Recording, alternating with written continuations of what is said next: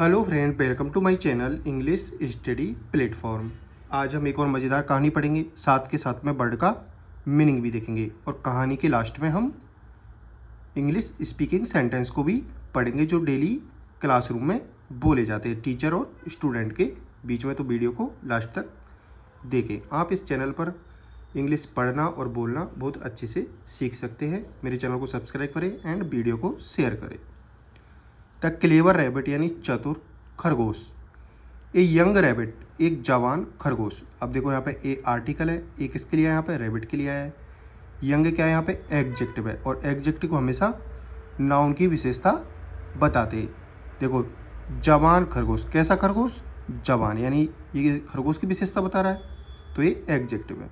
Once यानी एक बार, got caught यानी पकड़ा गया, वाई ए हंटर एक शिकारी के द्वारा। आप देखो ये गेट की सेकंड फॉर्म है, GET की सेकंड फॉर्म है। कॉट क्या है? कैच की थर्ड फॉर्म है क्योंकि पैसे बनाया गया है इसे।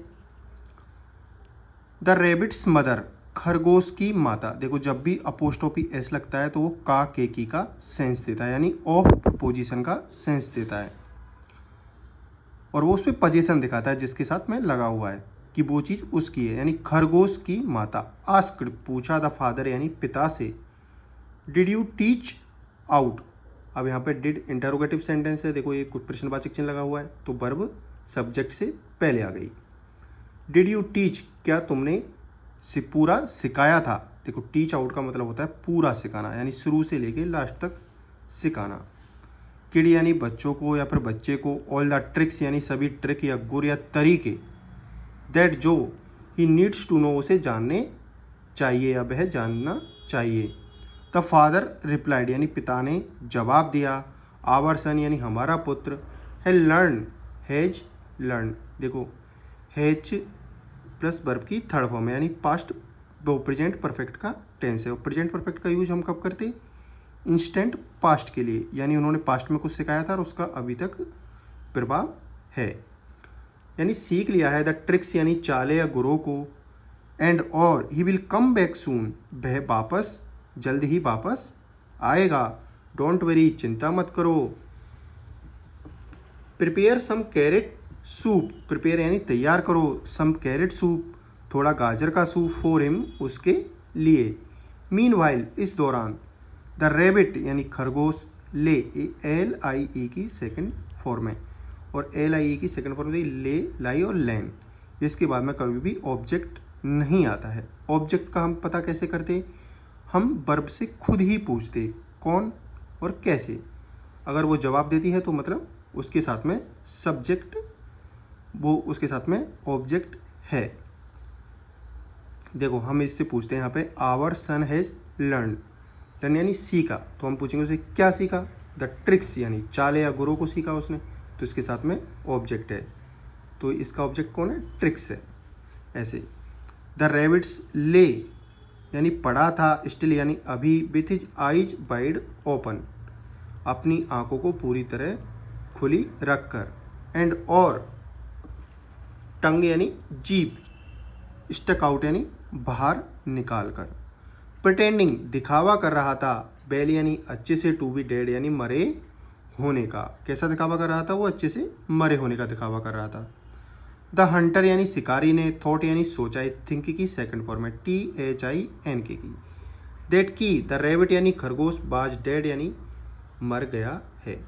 अब बाज प्लस वर्ब की थर्ड फॉर्म नहीं है, ये यहाँ पर एडजेक्टिव है। देखो मर गया है, कौन मर गया है? रैबिट, खरगोश मर गया है, तो यानी ये एडजेक्टिव है, खरगोश की विशेषता बता रहा है, यानी नाउन की विशेषता बता रहा है। एंड और सो इसलिए, ही लूज इसलिए वह ढीला कर दिया था, ट्रैप यानी जाल को।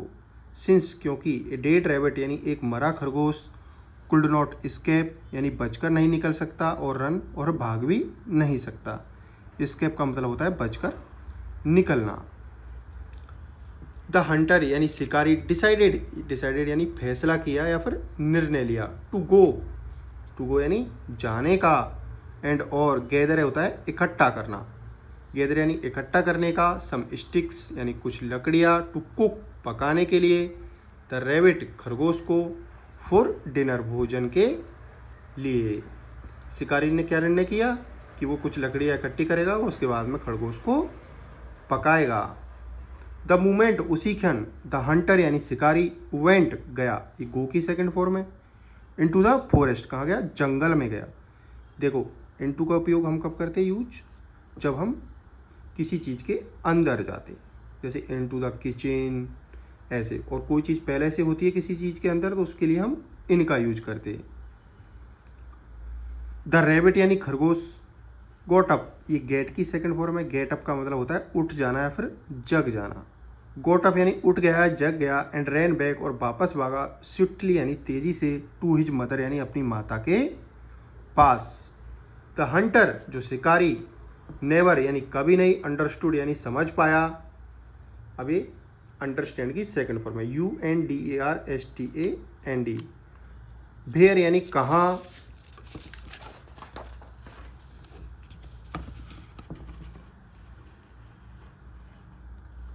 द डेड रैबिट यानी मरा हुआ खरगोश, वेंट चला गया, एंड और द रैबिट्स मदर खरगोश की माता, वॉज हैप्पी खुश थी, टू गेट यानी पाकर, हर सन बैक अपने पुत्र को वापस। तो वो गेट बैक पूरा प्रेजर वर्ब होता है, इसका मतलब होता है वापस पाकर। मोरल क्या है आज का, ट्रेन योर सेल्फ यानी खुद को तैयार करो, टू रिकॉल याद करने के लिए, योर लर्निंग्स जो तुमने कुछ सीखा है, इन टाइम्स ऑफ ट्रेवल यानी परेशानी के समय में। अब हम थोड़ा इंग्लिश स्पीकिंग सेंटेंस को देखते हैं। देखो जब भी सेंटेंस इंटरोगेटिव होता है यानी प्रश्नवाचक चिन्ह लगा होता है तो वर्ब हमेशा सब्जेक्ट से पहले बोली जाती है। Why didn't you do your homework, why यानी क्यों, डिडंट यानी नहीं, यू यानी तुमने, डू यानी किया, योर होमवर्क यानी तुम्हारा होमवर्क या तुम्हारा काम क्यों नहीं तुमने किया। देखो डू, डज और डिड के बाद में हमेशा वर्ब की फर्स्ट फॉर्म का यूज किया जाता है, और डू क्या है यहाँ पर, वर्ब की फर्स्ट फॉर्म है। डू की सेकंड फॉर्म क्या होती है, डिड, और थर्ड फॉर्म क्या होती है, डन। मैम यानी मैम, आई फॉरगॉट, मैं भूल गया था, ये फॉरगेट की सेकंड फॉर्म है, FORGET। Be careful next time यानी सावधान रहना अगली बार। मैम यानी मैम। मे आई कम इन, क्या मैं अंदर आऊँ या क्या मैं अंदर आ सकता हूँ। यहाँ पर वर्ब क्या सेंस देती है, क्या का सेंस देती है, जब WH वर्ड लगानी होता है। यस कम इन, आ जाओ। अब देखो एक और चीज़ होती है, अभी मैं आगे बताऊँगा थोड़ा सा। Who will solve this question, who यानी कौन, विल यानी करेगा, सॉल्व यानी हल, दिस क्वेश्चन यानी इस प्रश्न को या फिर यह प्रश्न। अब बोलते हैं मैम यानी मैम। आई कैन ट्राई, मैं कोशिश कर सकता हूँ, वेल डन, बहुत अच्छा, मैम यानी ma'am. May I go to drink water, may का यूज हम कब करते, जब हम किसी से किसी चीज़ की परमिशन लेते, पोलाइटली बोलकर परमिशन लेते। मैम यानी मे I go to drink water, में यानी क्या, आई मिस मैं, गो यानी जा सकता हूँ, टू ड्रिंक पीने, वाटर यानी पानी। और टू प्रपोजिशन के बाद में हमेशा वर्ब की फर्स्ट फॉर्म का यूज किया जाता है। बाकी सारे प्रपोजिशन के बाद में हमेशा ING फॉर्म का यूज किया जाता है। ING किसको बोलते हैं हम, प्रेजेंट पार्टिसिपल को।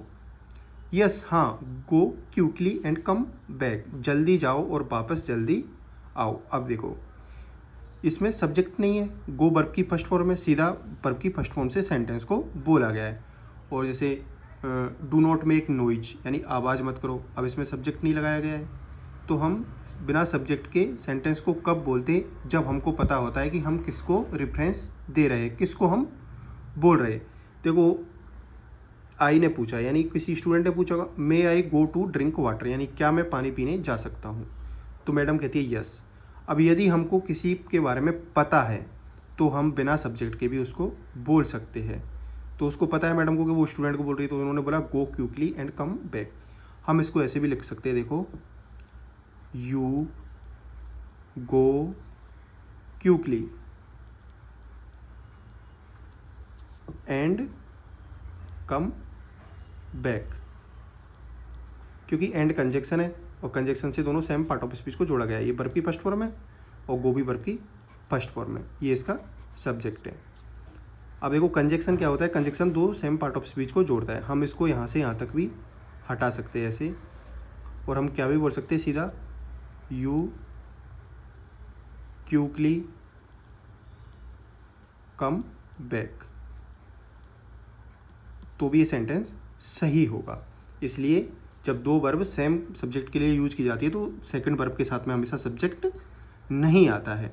और हम बिना सब्जेक्ट के वर्ब को, डायरेक्ट वर्ब से सेंटेंस को कब बोलते हैं, जब हमको पता है कि हम किससे बोल रहे हैं। And thank you so much watching this video. Please share this video with your friend and subscribe my channel, और put your comment in comment section. और आप भी ऐसे 3 सेंटेंस बनाकर कमेंट में डालें, और आपको क्या अच्छा लगता है क्या अच्छा नहीं लगता है इसके बारे में भी अपना point of view they. Thank you so much for watching this. Have a nice day.